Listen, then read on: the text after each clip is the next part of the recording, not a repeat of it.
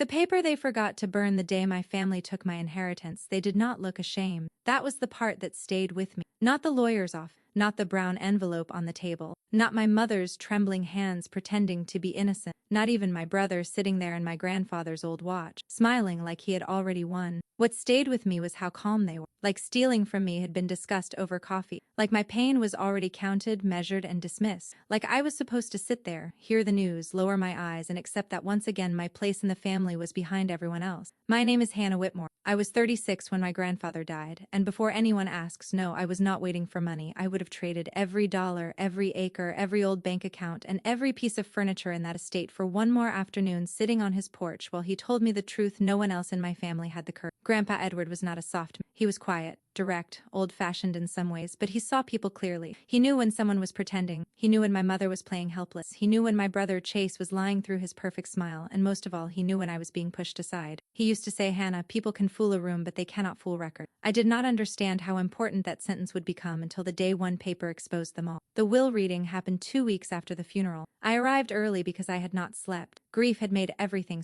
Food tasted flat. The house felt too quiet. Even my phone seemed heavier in my hand because every message from my family carried the same fake concern. Mom wrote, we need to stay united. Chase wrote, don't make this hard. My Aunt Linda wrote, your grandfather wanted peace. That word always came out when they wanted me silent. When I walked into the lawyer's office, everyone was already there. My mother sat with a tissue in her, though her makeup was perfect. Chase sat beside his wife, Marissa, wearing a navy suit and Grandpa's gold watch. My Aunt Linda whispered with my cousin Beth near the window. The room smelled like coffee, paper, and old leather. Mr. Callahan, Grandpa's attorney, sat at the head of the table. He was elderly, careful, and serious. He had been Grandpa's attorney for more than 30 years. I trusted him, but that morning even his face looked different. Heavy, like he knew something was wrong but had not found the right words yet. He began reading. Grandpa had left small things first. His fishing rods to my cousin Aunt, his record collection to Aunt Linda, his old truck to Chase, his books to me. I smiled when I heard that. Grandpa's books mattered to me more than any jewelry. He had written notes in the margin, dates, thoughts, little lines that felt like hearing his voice again. Then Mr. Callahan to the estate, the farmhouse, the land, the investment account, the small rental property near the lake, the savings account Grandpa had built over 40 years of work. Mr. Callahan paused. My mother looked down. Chase's smile grew.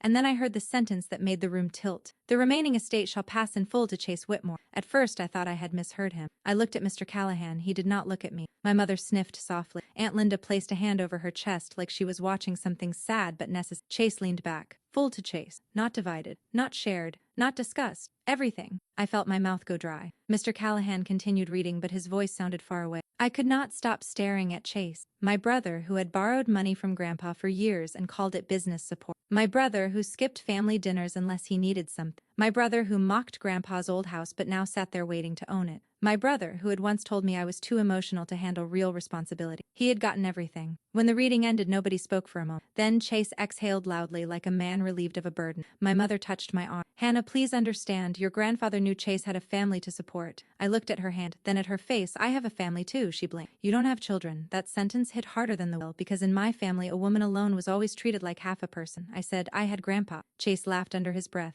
Don't make this dramatic. I turned to him. You got everything. He shrugged, trying to look humble and failing badly. That's what the will says. Mr. Callahan finally looked at me. His eyes were troubled. I noticed that. Even through the shock, I noticed. My Aunt Linda said, your grandfather made his choice. I looked around the table and understood something. They had prepared for my pain. They had rehearsed how to handle. My mother would cry. Chase would act practical. Aunt Linda would speak of peace. Everyone would wait for me to be embarrassed enough to go quiet. And maybe a year earlier I would have. But grief changes. It strips away the little manners you use to survive people who hurt you. I stood up. Chase's smile faded. My mother whispered, Hannah, sit down. I looked at Mr. Callahan. Is that the only document? The room froze. It was a simple question. Too simple. Chase said, what are you talking about? I ignored. Mr. Callahan adjusted his glasses. There are the estate documents, yes. I heard the careful wording. Estate document. Not all documents. I asked again. Is that the only document my grandfather left? Mr. Callahan's eyes shifted toward a locked drawer in his desk. It was small, almost nothing. But I saw it. And Chase saw me see it. My brother leaned forward. She's grieving. Don't entertain this. I looked at him. No, Chase, I'm thinking.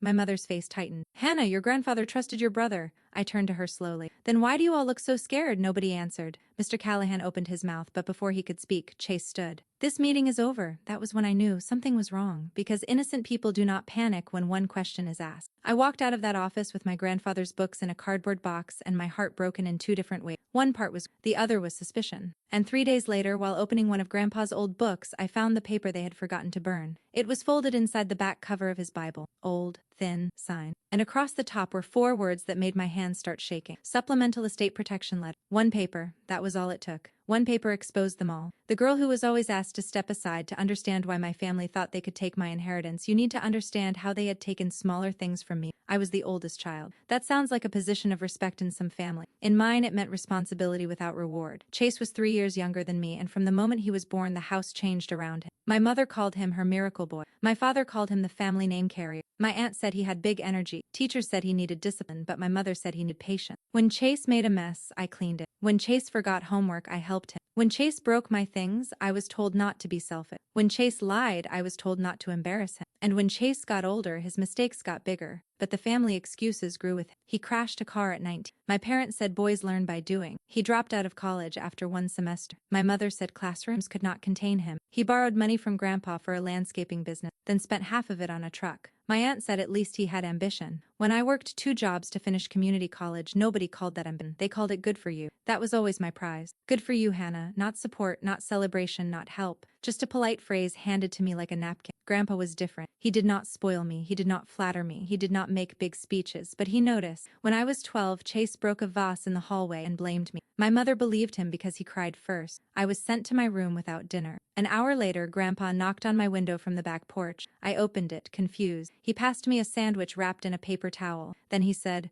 "I saw him do it." I whispered, "Why didn't you tell Mom?" He sighed. "Because your mother hears what she wants, but you need to know the truth, even if she doesn't." That was Grandpa. He could be hard, but he never let me feel crazy. Years later, after my father died from a sudden heart condition, Grandpa became even more important. My mother leaned harder into Chase. Chase became the man of the family, even though he had never acted like a man when responsibility was required. I became the dependable one. I took Mom to appointments. I handled paperwork. I checked on Grandpa. I brought food when someone was sick. I remembered birthdays, bills, repairs, and family obligations. Chase showed up when there was applause. I showed up when there was work. That was why Grandpa trusted me with little things. He gave me spare keys to the farmhouse. He asked me to help organize receipts. He told me where he kept insurance paper. He taught me how to read bank statement and property tax notes. Chase laughed at us. Grandpa and Hannah playing office again, he would say. Grandpa would look at him with his glasses. "One day, son, paper is going to matter more than your smile." Chase would roll his eyes. He never believed paper could beat charm. That was a mistake. When Grandpa turned 80, his health started slipping. Nothing dramatic at first, just small changes. He forgot names. He left lights on. He tired easily. He stopped driving at night. I began visiting 3 times a week. At first, Mom praised me. "You are so good with him," she said. Then the praise turned into expectation. "Can you take Grandpa to the doctor? Can you check his medication? Can you clean the pantry? Can you call the insurance company? Can you stay overnight?" I did it because I loved him. But Chase began to resent it, not the work. He did not want the work. He resented the closeness. He began visiting more often, but only when Grandpa's mind was sharp enough to discuss money. He asked about the land, the rental house, the investment account. He talked about selling unused assets and making things easier. Grandpa hated that. One afternoon, after Chase left, Grandpa sat in his recliner with a blanket over his knees. He looked tired. "Hannah," he said, "when people start calling your home an asset, lock the drawer." I smiled sadly. "Which drawer?" "All of them." Then he took my hand. "Promise me something." "What?" "If anything happens to me, do not let them rush you." I frowned. "Who?" He looked toward the window. "The ones who smile while counting." I did not fully understand. Or maybe I did, and did not want to. Families are strange that way. We can see danger clearly in strangers. But when it comes wearing our mother's perfume, or our brother's smile, we call it tension, misunderstanding, old wounds. We do not want to call it greed. Not yet. A year before he died, Grandpa told me he had updated his will. My stomach tightened. "I don't want to talk about that." "I know," he said. "That is why we must." He told me he wanted the estate handled fairly. He said Chase would be angry. He said my mother would be weak. He said Aunt Linda would follow whoever sounded most certain. Then he said something I never forgot. "Hannah, I am leaving you more than money. I am leaving you proof." At the time, I thought he meant the books, the keys, the records. I did not know he meant one hidden paper. I did not know that my family was already planning around his final wishes. And the first did not know that after his funeral, the people who spoke most loudly about honoring him would be the first to betray what he wanted. The funeral, where the lies began, Grandpa's funeral, was held on a gray Thursday morning. The sky looked tired. That sounds strange, but it is true. Some days seem to understand grief better than people do. The church was full because Grandpa had lived in that town for 83 years. Farmers came in clean jackets. Former employees came with their wives. Neighbors brought flowers. Old friends leaned on canes and whispered stories about Edward Whitmore's honesty. That word followed him everywhere. And there sat my family in the front row, wearing black and pretending they had valued it. My mother cried loudly. Chase held her shoulder. Aunt Linda dabbed her eyes with a lace handkerchief. I sat at the end of the row, holding Grandpa's fountain pen in my coat pocket. It was the only thing I had taken from his desk before the funeral. Not because it was valuable, but because I needed something solid. During the service, the pastor spoke about legacy. He said legacy was not what a man owned, but what he taught. I looked at Chase. He was checking his phone. That was when I first felt anger rising underneath my grief. Not loud anger, a quiet, steady heat. After the burial, everyone gathered at Grandpa's farmhouse. I had cooked most of the food. Mom said she was too devastated. Aunt Linda said her back hurt. Chase said he was handling important calls. Important calls meant he stood on the porch talking to someone about property value before Grandpa was even cold in the ground. I heard him through the screen door. No, the land is clean. Good road access. We just need paperwork finished.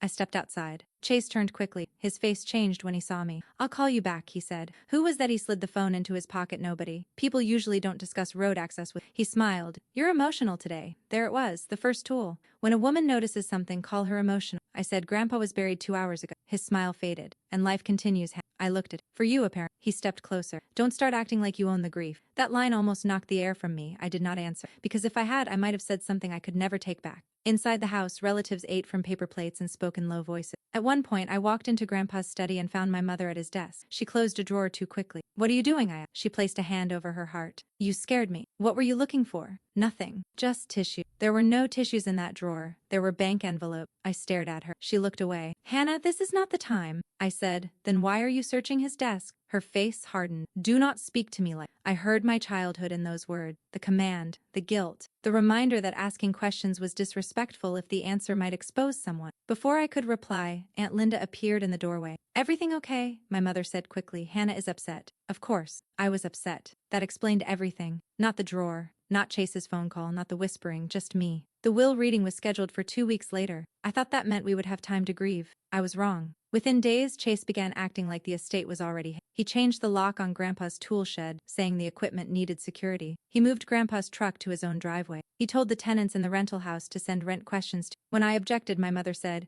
he is just trying to help. I said, help who? She did not answer. Then Aunt Linda called me. Her voice was syrupy. Hannah, honey? I think it would be best if you do not challenge anything at the reading. I was folding laundry when she said it. I stopped. Challenge what? She paused. Well, your grandfather made some decisions. What decisions? You know how older men get. They worry about family, stability, grandchildren. Chase has the boys, and your mother feels. I cut her off. Feels what? Aunt Linda sighed. That you have always been independent. Independent. Another word people use when they want to deny you help and then punish you for surviving without it. I said. Grandpa told me he wanted fairness. She lowered her voice. Fairness can look different to different people. No, I said. Fairness looks like fairness. She hung up soon after. That night, I went to Grandpa's farmhouse alone. I still had a key. The house smelled like dust, wood polish, and the peppermint candies he kept in a bowl near his chair. I walked through each room slowly. The kitchen where he taught me to make coffee too strong. The hallway where old family photos hung. The study where he kept his records. The porch where he warned me not to let anyone rush me. I sat at his desk. The drawers had been searched, not destroyed, not obvious, but I knew. I had organized those drawers for years. The insurance papers had been moved. The property tax folder was missing. The small red notebook where he wrote account reminders was gone. Someone had been looking for something, or removing something. I opened every drawer, checked under files, looked behind books, nothing. Then I saw the Bible on the shelf. Grandpa was not a performative religious. He did not quote scripture to win arguments, but he read that Bible every morning. It was old brown, cracked at the edges. I pulled it down, a dried leaf fell out, then a church bulletin, then nothing. I flipped through it page by page, not knowing what I expected to find. I found no paper then, because I stopped too soon. Grief makes you tired. Suspicion makes you feel guilty, and the house felt too full of him for me to keep searching like a detective. I put the Bible back. 3 days later, at the will reading, they told me Chase inherited everything, and my first thought was not anger. It was Grandpa's voice. Do not let them rush you. So I did not. The will that made no sense after the will reading. My family expected me. They did not say that directly. They said things like, take time. They said, don't make decisions while grieving. They said, this is hard for everyone. They said your grandfather knew what he was doing. But what they meant was simple. Go home, Hannah. Cry quietly. Let Chase take everything. Do not ask questions. I went home, but I did not stop thinking. The will made no sense. Grandpa had not been confused when he updated his document. He had been sharp, careful, maybe physically weaker, but mentally. He remembered birthdays, account numbers, old arguments, and exactly which cousin borrowed a ladder in 1998 and never returned it. He would not leave everything to Chase without explanation. Not after what he told me. Not after years of trusting me. Not after watching Chase treat the estate like a prize. I called Mr. Callahan the next morning. His assistant said he was unavailable. I called again after lunch, still unavailable. On the third try, he called me back himself. His voice was low. Hannah, I expected your call. That sentence confirmed what I already knew. You knew I would question it. I knew you would notice. Notice what he sighed. Some things should be discussed in person. I looked at the clock. I can be there in 30 minutes. There was a pause. Come alone. Mr. Callahan's office felt different without my family. Quieter. He closed the door and sat across from me with folded hands. I asked the question directly. Did my grandfather really leave everything to Chase? He looked older than he had at the read. The document I read is valid on its face. On its face? That means it appears properly executed. But, he leaned back. But Edward had concerns before he died. My heart started pounding. What concern? He believed someone might pressure the family after his passing. He asked me to prepare additional instructions. Then why didn't you read them? His jaw tightened. Because the supplemental document was missing from the estate file. The room became very still. Missing. I said, what document? He opened a folder. Inside was a copy of a note from Grandpa. Not the document itself, but a reference to supplemental estate protection letter to be attached to Bible copy and attorney file. My hands went cold. Bible copy. I remembered the Bible, the one I had searched too quickly.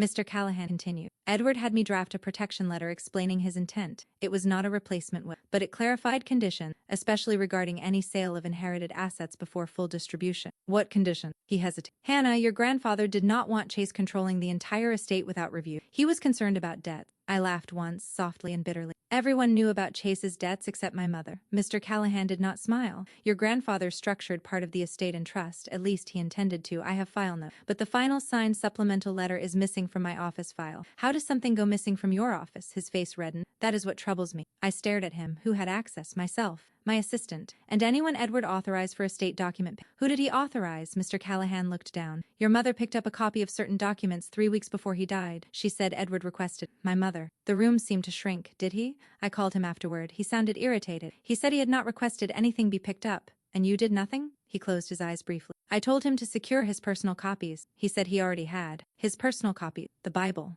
I stood so quickly the chair scraped the floor. I need to go. Hannah, he said, be careful. If the signed paper exists, it matters. But until we have it, Chase's side will push forward. Push forward with what? He looked at me sadly. They are already preparing to sell the land. Grandpa's land. The orchard. The farmhouse. The back field where he taught me to drive the tractor. The old barn with his initials carved near the door. They had waited less than 3 weeks. I drove straight to the farmhouse. My hands shook on the steering wheel. When I pulled into the driveway, Chase's truck was. So was a black SUV I did not recognize. 2 men in dress shirts stood near the barn, pointing toward the back field. Chase saw me and walked over fast. What are you doing here? I got out of the car. What are they doing here? Survey people. For what? He smiled. Future planning. Grandpa isn't even gone a month. His face hardened. You don't own this place, neither do you yet. He stepped closer. The will says otherwise. I looked toward the house. I need Grandpa's Bible. Something flashed across his face. Fear, small but real. Then he laughed. You came here for a Bible? Yes? Suddenly religious? Move, Chase? He blocked the porch steps. You're not going inside. I pulled out my phone. Then I'll call Mr. Callahan and the sheriff and explain you're blocking access to estate property before probate is complete. That did it.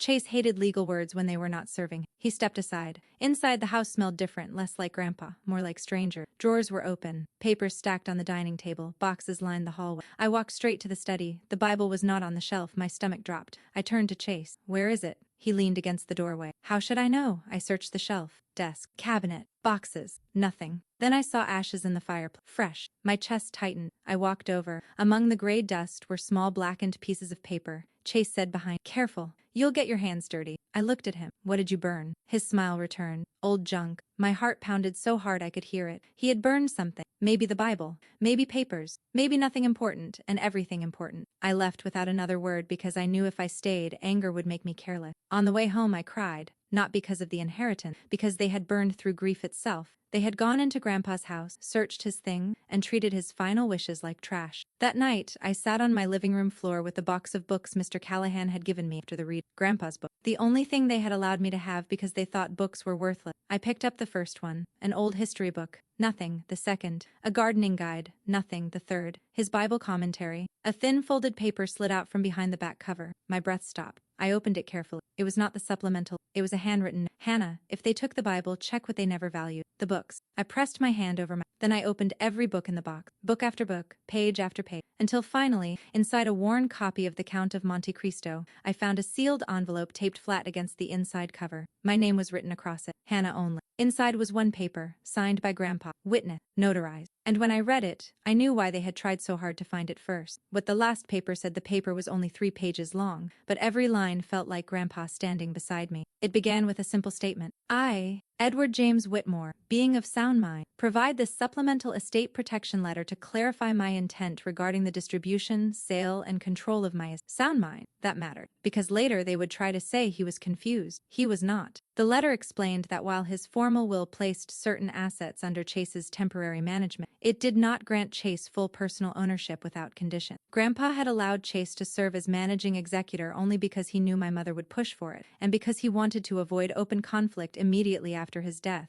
But then came the part that changed everything. Any sale, transfer, liquidation, mortgage, or pledge of estate assets exceeding $10,000 required written consent from both named beneficiaries, Chase Whitmore and Hannah Whitmore, both named beneficiary. My hands shook so badly I had to place the paper on the floor that I was entitled to 50% of net estate value after debts, taxes, and specific gift. Not leftover. Half. And if any party attempted to conceal assets, destroy records, sell property without dual consent, or misrepresent the estate's intended distribution, that party could be removed from management and lose authority over estate. I read that paragraph 3 times. Then came the final section. Grandpa wrote in plain language, not legal wording. My granddaughter Hannah has cared for me with patience and dignity. She is not to be excluded, pressured, or told she is less deserving because she lives differently from her brother. If this paper is needed, then someone has already tried to twist my wishes. Let the record show that I did not forget Hannah. I trusted her most. I trusted her most. I broke, not softly, not gracefully. I folded over that paper and sobbed like the child I had once been, the girl waiting for someone to say she mattered. Grandpa had said it. He had written it down. He had known they might try to erase me, and he had left me proof. When I could breathe again, I called Mr. Callahan. It was nearly midnight. He answered anyway. I found it, I said. Silent. Then do you have it safe?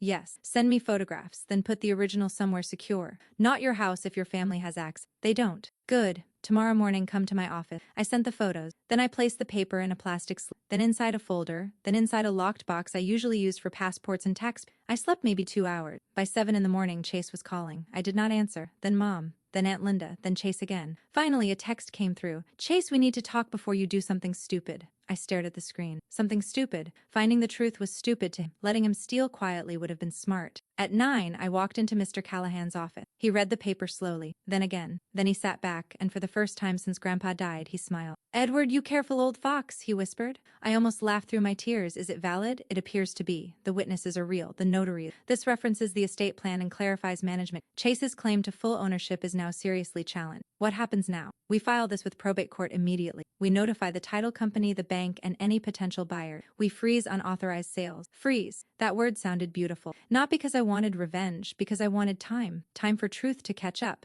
By noon, Mr. Callahan had filed emergency note. By 2, the land sale was paused. By 3, Chase was in my voicemail shouting, I listened once. You have no idea what you're doing. Grandpa was confused. That paper means nothing. You are embarrassing this family. Call me now. Then my mother left a message. Her voice was shaking. Hannah, where did you get that paper? Please don't involve the court. Your grandfather would hate this. I whispered to the empty room. Grandpa wrote it for this. Then Aunt Linda called. She was less subtle. You greedy little girl. I laughed then. I was 36 years old, sitting beside a locked box that held proof my family had lied, and my aunt still thought she could make me small by calling me a girl. I did not call back. The next day, Chase came to my apartment. He knocked so hard my neighbor opened her door. I stepped into the hallway but left my door chained. His face was red. Give me the original. That paper is not yours. My name is on it. It belongs with estate record. It will be filed properly. His voice dropped. Hannah, listen to me. I have buyers waiting. I have deposits. I have plans. You cannot blow this up. I looked at him through the gap in the door. You built plans on my share. He leaned closer. You were never supposed to have a share. There it was. The truth.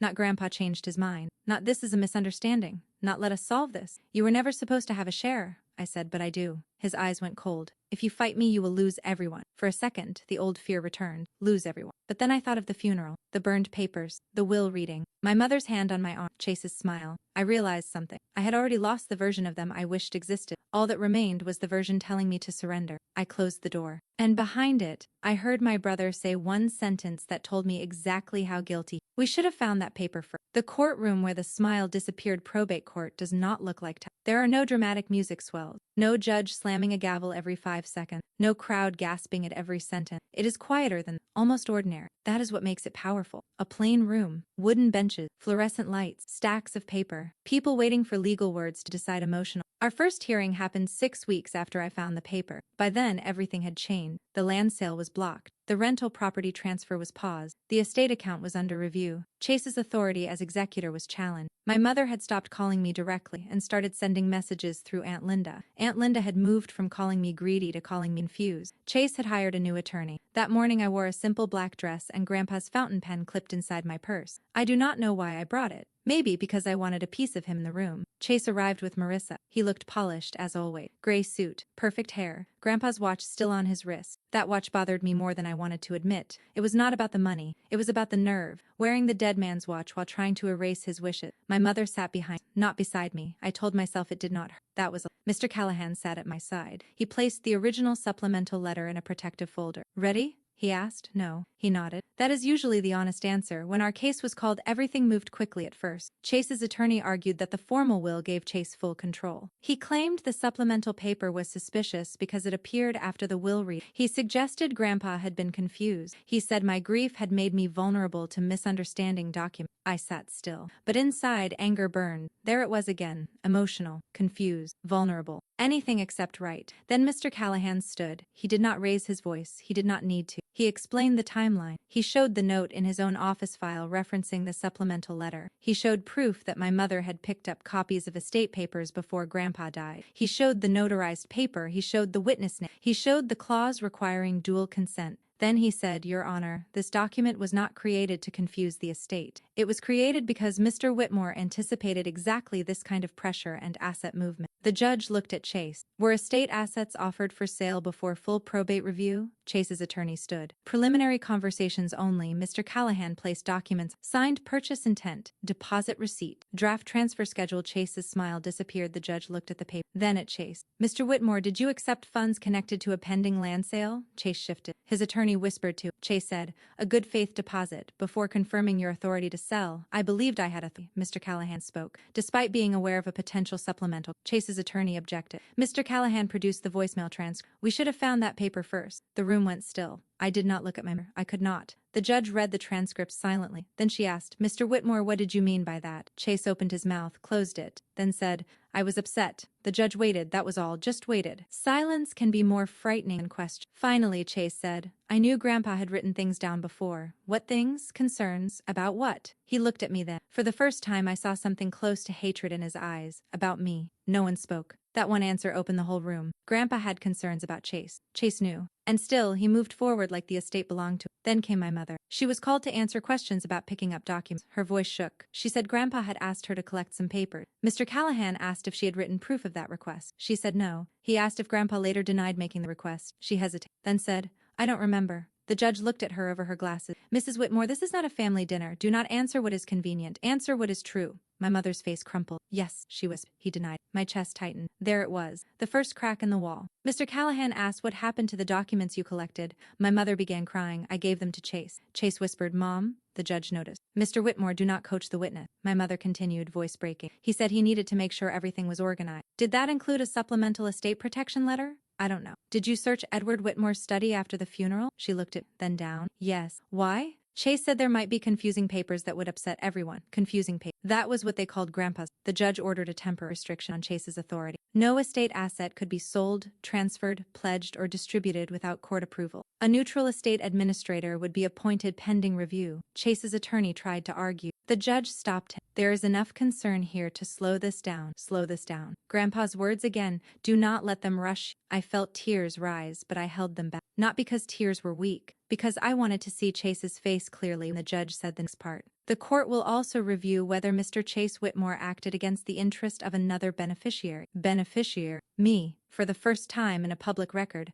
I was not the emotional sister. I was not the difficult daughter. I was not the greedy girl. I was a beneficiary. When we left the courtroom, Chase walked past me without speaking. Marissa followed, pale and silent. My mother stopped in front of me. Her eyes were red. Hannah, she said. I waited. She looked at my purse where Grandpa's fountain pen was clipped. He really wanted you protected. I nodded. Yes, she whispered. I should have protected you too. I had waited my whole life for something like that. But when it came, it did not heal everything. Some apologies arrive after the house is already burned. You can be grateful for the water and still stand in ashes. I said yes, you should have. Then I walked away. What Chase had really done, the neutral administrator found the rest. That is the thing about record. Once one locked door opens, people start checking all the rooms. At first, I thought Chase had simply tried to sell the land too quickly and hide the supplemental. That would have been bad enough. But it was not the whole story. Within a month, the administrator discovered withdrawals from Grandpa's accounts in the final year of his life. Some were legitimate: medical bills, repairs, insurance, groceries. Others were not. Payments to Chase's business, a personal loan labeled equipment, a check written to Marissa for care expenses, even though Marissa had never cared for Grandpa a single day. Credit card charges for hotel stays during weeks Chase had claimed he was visiting Grandpa. A wire transfer to cover Chase's overdue property tax. Each document felt like another betrayal, not just against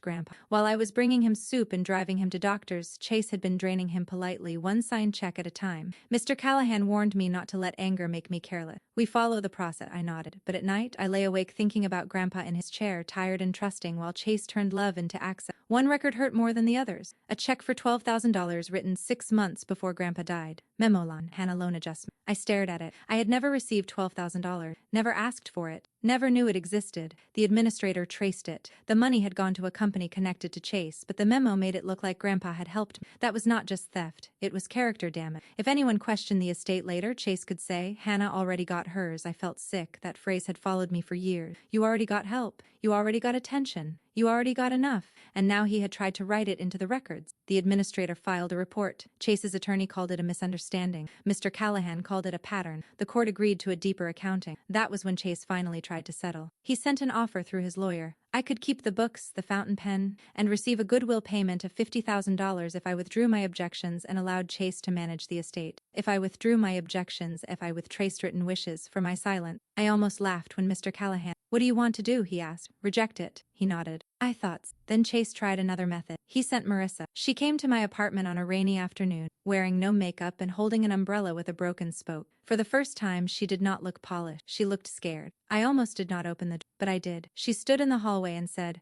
"I know you hate me, I don't hate you." That was true. Hate takes energy I did not want to give her. She swallowed. "Chase says if you keep going, we'll lose the house." I looked at her. "Did he tell you why?" Her eyes filled. "He says you're trying to punish him." "No, I'm trying to stop him from taking what isn't his." She looked down. Then she whispered, "I found paperwork." My body went still. "What paperwork?" She pulled an envelope from her coat. I made copies. I didn't take original. Inside were emails. Chase and a buyer. Chase and a lender. Chase and someone from a private investment group. One email said, "Once probate clears, Hannah won't be an issue. She has no money to fight." Another said, "Mom can handle her emotional." I read that line twice. Mom can handle her emotional. It was like reading a map of my family's favorite weapon. Marissa started crying. I didn't know everything. I knew he wanted the land sold, but I didn't know about the paper. I didn't know about the checks. I didn't know he used your name. I believed some of it. Not all, but enough. I asked, "Why give this to me?" She placed a hand over her stomach. She was not pregnant, but she and Chase had been trying for years. I remembered how often my mother had used that as another reason Chase deserved. Marissa said, "Because if we ever have children, I don't want them learning that this is how family works." For the first time, I saw her not as Chase's polished wife, but as another person trapped inside his version of reality. I took the paper. "Thank you." She nodded and turned to leave. At the stairs, she looked back. "He told me once that your grandfather loved you because you were useful." I felt the words hit, but they did not enter. "Not anymore," I said. "No, Grandpa loved me because he saw me." Marissa nodded slowly. "I think that's what Chase hated." She left. The emails changed everything again. The court removed Chase as executor 2 weeks later. A neutral administrator took control of the estate. Unauthorized sale agreements were canceled. Questionable withdrawals were added back into the estate accounting as debts owed by Chase. My mother stopped defending him publicly. Aunt Linda stopped calling. Chase stopped smiling, and for the first time in my life, my brother learned that charm could open doors, but records could close them the day the estate was finally read correctly. The final estate hearing happened almost 9 months after Grandpa's funeral. 9 months of stress. 9 months of documents. 9 months of relatives choosing sides and then pretending they had not. 9 months of me learning that grief does not pause for legal battles. It waits until you are exhausted, then sits beside you in the quiet. By the time we returned to court for the final distribution order, I was not the same woman who had walked into the first will read. That Hannah had still wanted her family to explain things in a way that hurt less. This Hannah wanted truth, even if it hurt more. The courtroom was fuller this time. Aunt Linda came. Cousin Beth came. Marissa came alone. My mother sat in the second row, not beside Chase. Chase sat with his attorney, looking thinner and angry. Mr. Callahan sat beside me. He placed the supplemental paper on the table, though everyone had seen it by then. Still, I liked looking at it. Not because of the money, because it was proof I had not imagined my own. The neutral administrator gave her report. She confirmed the estate value. She confirmed the supplemental letter's role. She confirmed unauthorized attempts to sell assets. She confirmed improper withdrawal. She confirmed Chase had acted against the interest of another beneficiary. Then the judge spoke. Her voice was calm. The farmhouse and land would not be sold without my consent. The estate would be divided according to Grandpa's clarified, and I would receive 50% of net value. Chase's improper withdrawals would be deducted from his share. Executor authority would remain with the neutral administrator until final transfer. Any future dispute would require court review. Each sentence felt like a lock opening. Chase stared straight ahead. My mother cried silently. I did not cry. Not yet. Then the judge addressed both of us. Families often come to this court believing grief excuses poor decisions. It does not. A person's final wishes are not suggestions to be reshaped by whoever moves fast. I looked down at Grandpa's pen and my whoever moves fast. That was exactly what they had tried to do. Rush me, overwhelm me, shame me, sell everything before I found the truth. But Grandpa had known. Do not let them rush. After court, Chase finally spoke to me outside the building. He walked over while Mr. Callahan was speaking with the administrator. For once, he looked almost ordinary. No smile, no performance, just anger and loss. You happy now? I looked at him. No. That seemed to confuse him. You got what you wanted. I got what Grandpa wanted. His jaw tightened. You always thought you were better than me. No, Chase. I just stopped letting you treat me like less. He laughed bitterly. You destroyed the family over money. I shook my head. You keep saying money because it sounds better than truth. His face hardened. What truth? That you took from Grandpa. You lied about me. You tried to sell what wasn't fully yours, and you expected Mom to make me quiet. For a second, he looked like the boy who broke the vase and waited for someone else to take blame. Then he said, you should have stayed out of it. I almost smiled. It was my inheritance. He stepped back, maybe because he finally heard it. My inheritance, not his gift to share, not Mom's emotional tool, not Aunt Linda's idea of peace. Mine.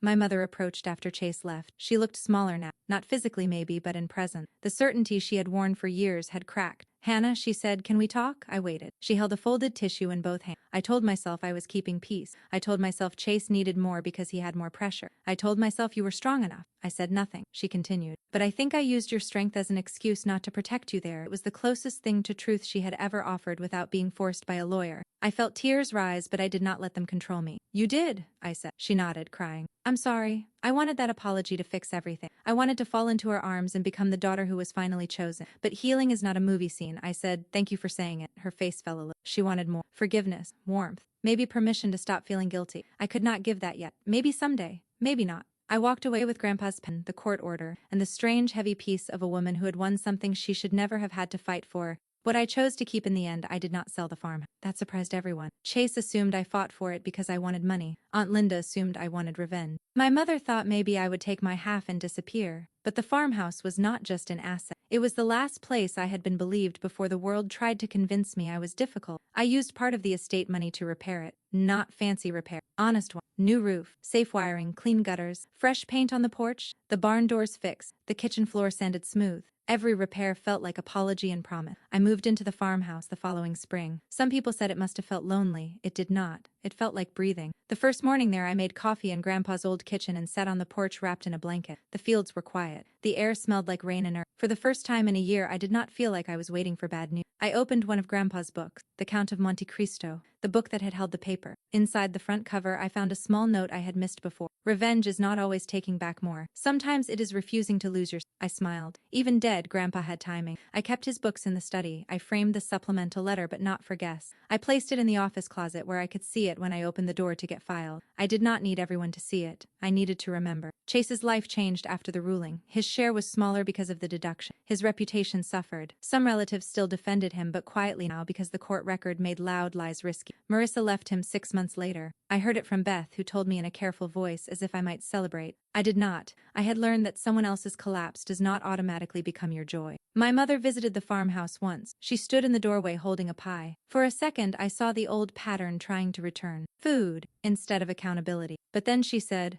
I know this does not fix anything. That mattered. I let her in. We sat at the kitchen table. The conversation was awkward, slow, honest in patches. She admitted she had always been afraid Chase would fall apart if she stopped helping him. I asked if she ever wondered whether I was falling apart while helping everyone else. She cried. I did too. Not every wound closed that day, but one window opened. Aunt Linda never apologized. She sent a Christmas card with only her name inside. I threw it away. That may sound cold. It felt peaceful. Mr. Callahan retired the next. Before he did, he sent me a copy of Grandpa's full estate file, neatly organized with a note. Edward knew you would know what to do. I cried over that too. Not from pain this, from being seen. The inheritance changed my life, yes. Money does that. It gave me security, option, rest. But the deeper change was quieter. I stopped explaining my boundaries like they were court cases. I stopped answering calls that began with guilt. I stopped shrinking when someone said I was difficult. Difficult became a compliment in my mind. Difficult to use, difficult to silence, difficult to erase. That was the woman Grandpa had tried to protect. That was the woman I became. The lesson in the last paper, if you ask people what this story is about, they will probably say inheritance. They will say it is about money, land, a will, a court case, a greedy brother, a weak mother, and one paper that changed everything. They would not be wrong, but they would not be fully right. This story is about what happens when a family teaches one child to take and another child to tolerate. It is about the quiet person everyone underestimates because she keeps showing up, keeps helping, keeps forgiving, keeps making herself smaller so the room can stay calm. It is about the moment she finally realizes peace without truth is surrender. For years I believed love meant understanding why people hurt me. Chase was stressed. Mom was grieving. Aunt Linda was old-fashioned. The family was complicated. There was always a reason. But a reason is not an excuse, and a pattern is not a mistake. My family did not take my inheritance in one day. They practiced on smaller things first. My time, my voice, my place at the table, my right to ask questions, my right to be believed. By the time Grandpa died, they thought taking the estate was just the next step. They thought I would do what I had always done, stay quiet. But Grandpa knew something I had forgotten. Quiet people are not empty. Sometimes they are full of records, full of memories, full of truth, full of one last paper. That paper exposed them all, but it also exposed me to myself. It showed me that I was not greedy for wanting fairness. I was not cruel for asking questions. I was not dramatic for noticing lies. I was not selfish for protecting what someone who loved me wanted me to have. The day I found that paper, I thought it gave me my inheritance back. But really, it gave me my voice back. Today, when I sit on Grandpa's porch and watch the evening settle over the fields, I think about the last line he... I trusted her most. For a long time, I thought being trusted meant carrying burdens quietly. Now I know it means standing up when truth is on the line. They took my inheritance, but one paper exposed them all. And in the end, the greatest thing Grandpa left me was not the farmhouse, the land, or the money. It was proof. Proof that someone saw me. Proof that fairness can survive even when people try to bury it. Proof that the person they call difficult may be the only one brave enough to tell the truth. And if you are listening to this with a heavy heart because your own family has made you feel small, remember this. You do not need everyone to believe. Sometimes you only need one piece of truth, one record, one witness, one voice inside you that says, do not let them rush. Because the people who benefit from your silence will always call your courage a problem. Let them. Some doors only open after you stop asking permission. And some families only learn the truth when the quiet one finally unfolds the paper they prayed she would never find.